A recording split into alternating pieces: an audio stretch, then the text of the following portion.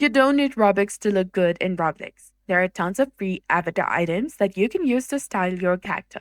Roblox offers free faces, clothes, bundles, accessories, and even full avatar packages that you can claim instantly. So, in this guide, you'll learn the easiest way to find and get free avatars on Roblox on any device. First of all, you need to go to the official Roblox website and log into your account. Now, once you're here, tap on Marketplace from the top of the screen that is between Charts and Create option.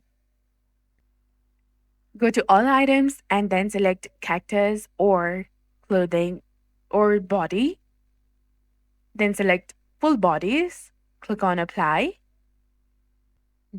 Then go to any price option over here and set it to minimum to maximum. Then tap on Apply.